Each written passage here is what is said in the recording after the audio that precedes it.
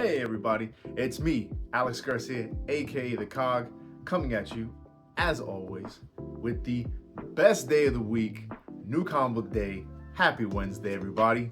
It's time to celebrate another great week of comics, because you know, if I'm on here, that's what we're about to talk about. So let's start talking about this great week of comics. We're going to start us off DC this time, because we got ourselves a heck of a debut here, guys. We got Superman, the Kryptonite Spectrum by the team of Ice Cream Man. Guys, they have been creating great comics over there at Image with this Ice Cream Man title. If you like Outer Limits, you like Twilight Zone type stories, you need to read Ice Cream Man. And now they've gotten the entire team to come do a Superman book. W. Maxwell Prince, Martin Morazzo, and Chris O'Halloran. This team does a great job of telling just this weird, wacky story, not in continuity. Don't need to worry about all the stuff that's going on in action and Superman. This is completely out of continuity and a nice, fresh take on all the colors of Kryptonite. If you know the history of Superman, there are probably like 8 colors of Kryptonite. I'm pretty sure I've heard of silver, gold, red, green, a yellow one, a couple other ones. Now, W. Maxwell Prince and team come along, and now they're adding to that lore of those colors. The color they add here, I don't want to tell you the color. Maybe you guys probably see it in the somewhere out there. The color they add here adds a cool weakness to Superman, and it's done beautifully. This story is so well told. The way they portray Lex Luthor in this, and there's even Batman in this, and their relationship in this, along with Lois Lane. Really, really fun story. You can tell they're having a lot of interesting ways to show the relationships of these characters. I really enjoyed this. The only thing that might turn you off to this, besides just if you're not liking the fact that it's not in continuity, the art. The art might turn you off. It took me a couple times going back and forth in it to kind of get into it, because this art, to me, I feel like I'm just reading an issue of Ice Cream Man, which is cool in that sense, but it didn't really feel like an issue of Superman, if you know what I mean.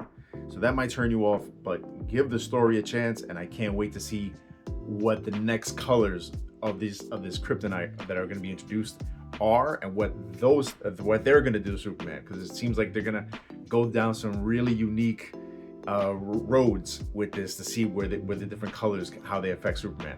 Can't wait to see what's next. Good stuff.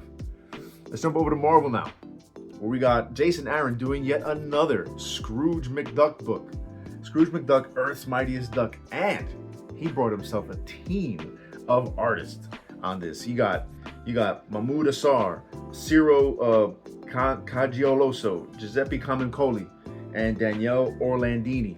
Oh man, this book is so beautifully drawn by all these artists, and what's nice is they bring their style, but even in bringing their style, they're still showing a love for where the Scrooge McDuck stories come from the old school, Disney magazines and comics that were produced back in the day. There's so much action throughout this story. We got aliens coming to steal all of Scrooge's money. It's not like Magic of the Spell just wanted to get that number 1 dime. They want all their money, and for what purpose? I don't know. This is not going to be a one-shot like the Infinity Dime. This is a 5-issue miniseries. It was very, very fun. Lots of action, lots of background information giving you on this, and I can't wait to see where this goes. I mean, whether Jason Aaron's writing Scrooge McDuck or Absolute Superman or a story about some bugs in the grass, it seems like I got to read it. So don't miss out on this either. Next up, we got Bring On the Bad Guys, Red Skull #1. This one is written by Stephanie Phillips and Tommaso Bianchi, right? And a Mark Guggenheim backup story about that Sister Sorrow girl.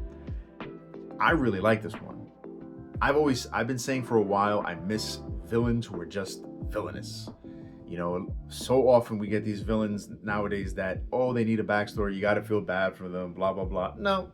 There are some bad guys who are just bad, and the Red Skull in this shows why he is just a bad dude, right? He's working for Mephisto in the beginning story to get someone killed, and he's willing to do it as many times over as possible, and even in the end, figures out a way to get over on the devil himself. pretty cool. And then we got a good backup story that's continuing that story of Sister Sorrow, and where Mephisto is wanting to use these daggers to seemingly put hell on earth, because it seems like it's always his plan. But see where it goes. We only got about 2 issues left of this, so I'm hoping it pays off well. So cool stuff. Let's jump over to X-Men, right? We got Jed MacKay and Netho Diaz with the continuing this story. And off the gate, guys, I'm gonna tell you right now, if you really want to enjoy this story, you're gonna have to read the Hellfire Gala Vigil issue that apparently came out. Even I didn't know that. Kind of turned me off when I realized they reference a lot of the things that happened in that issue in this, which I guess Jed probably wrote part of that story or wrote the entire thing. I'm not exactly sure. I skipped it. It felt like I don't need to be reminded of Krakoa. I feel like we're now well past it. Let the From the Ashes era breathe and get its own light. So that was a little bit of a turnoff. But with that said, I am liking still this whole other team that's coming along, the 3K mutants, and I really enjoyed their interaction. Right, this guy who Scott, he's been beating the snot out of many times. They once again get into it in this issue. I really like the conversation they have at the end and the cliffhanger, which has me wondering, who are they talking about? So Jed, I'm trusting you. I'm gonna stay on this book, okay? I'm trusting you. And let's jump into the Ultimate Universe, right? We got Ultimate Spider-Man Incursion number 3 by Cody Ziegler, Dennis Camp, right, and company.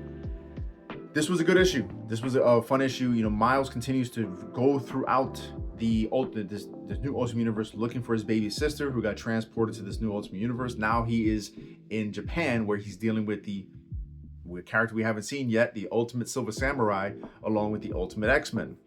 A lot of fun stuff happens in this. Miles continues to show why everybody loves him, right? Cody Ziegler is showing why he's the head writer on Miles Morales. This was a cool issue. I really liked the Ultimate Silver Samurai, and we're getting deeper into the cabal of the Ultimate Universe, the evil characters from the Ultimates, right? Some of those characters who don't get time to shine in the Ultimate book shine here, and a villain that really hasn't been all that villainous in the 616 universe that much gets some spotlight here, and I want to see what he's going to do next. So don't miss this issue, because if you're loving this Ultimate Universe, this is also important to it all. Don't miss it. Speaking of what's important to it all, Ultimates number 15 by Dennis Camp with a guest artist. Oh, who is the guest artist on this one? Oh, it's Mr. Randall. I know that. Von Randall. Don't freak out. The paper quality on this issue, very weird. But besides that, the story is fantastic. They introduce the Shang-Chi / Iron Fist character. Kind of cool. The Ultimates are this 3.0 team. They're really ramping it up. They're realizing, look, this is what we got to get. This is what we have to do to compete against the Maker and his cabal. They're going to get it done. We get a cool backstory on this new Shang-Chi / Iron Fist character. The whole Kunlun of it all. Super fun stuff. Dennis Camp, the way you're able to just build these worlds. Loving it. I love seeing how they get redemption, since the last time they dealt with Hulks or a Hulk character, they got their butts wiped. It was really cool seeing them get some redemption in this one and seeing where they're gonna go from here. Don't miss this issue. Let's jump over to Image. Energon Universe time, guys. Danny Warren Johnson, his penultimate issue on Transformers. It's Transformers 23 with Danny Warren Johnson, Jorge Corona, Mike Spicer. And this was an unbelievably good issue. It was almost, if it wasn't for the excitement that comes with that new Superman book, I would have wanted to talk about this one first. This issue, great stuff. But it's only going to lead to what's going to be probably just an absolutely mind-blowing issue with whatever it is that Danny Warren Johnson's going to lead off, because right after issue 24, we got Robert Kirkman coming in to take over. Whew, can't wait for that either, because he got that Dan Mora art coming in. This book is just amazing, guys. We got Optimus going through his own little vision quest, and for the first time, like ever, have I been so enthralled with human characters in Transformers.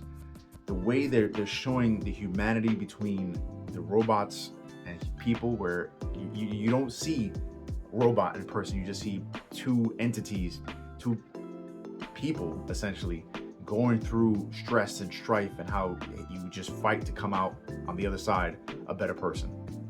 Great issue, guys. Don't miss this one, and definitely don't miss the next one. Check it out. And last but not least, let's jump it over to Dynamite. I'm so happy Dynamite's back, guys. Captain Planet and the Planeteers, Iman Casados on the art, and David Papo's writing. Guys, Captain Planet is cool again. That's a kind of crazy thing to say, right? Captain Planet was a corny cartoon back in the day. Some people might be offended by that, but it was corny, but you loved it, right? Earth, fire, wind, water, heart, go planet. I used to do it, loved it, but I also knew it was corny.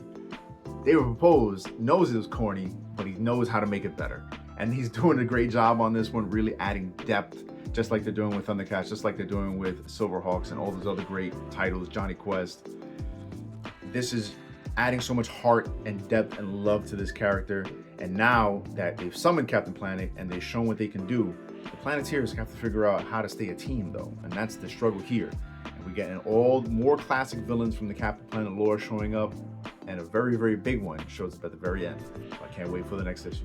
Awesome work, guys. Thank you. And that's what we covered here, guys. That's what we picked up for the week. I wanted to pick up so much more stuff, but those damn tariffs hurting my pocket, so I can't spend all my money in one place. So guys, like, share, and subscribe as always. Comment on the bottom. Let us know what you picked up. Please, please, please keep the conversation going, because that's what we do here, right? Check out everything on our Facebook. Check out everything on our Instagram, on our YouTube. You can see how we all love to just spread the love of comic books, no matter how small, how great. So keep the conversation going, guys. Help us out. And as always, keep print alive. Read more comics. Thank you, guys. Until next time.